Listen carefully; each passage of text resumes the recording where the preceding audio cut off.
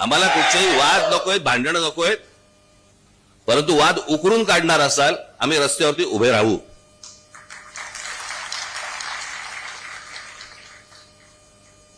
मला त्यातले काही जण भेटायला येणार आहेत मला, त्याला मी त्यांच्याशी बोलीनच. कसले पांढरे पट्टे मारताय, कशासाठी मारताय, कुठून आलंय नवीन? अनेक मुनी यांचे रस्त्यावरती फिरत असतात, हायवेवरती फिरत असतात, सगळीकडे जात असतात. तेव्हा नाही पांढरे पट्टे लागत तुम्हाला? सोसायट्यांमध्ये सांगताय, अस्तित्व दाखवताय. तुम्ही धर्माचं काम करा.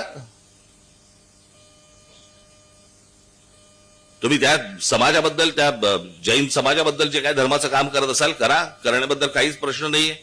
नको त्या भानगडीत कशाला येत आहे?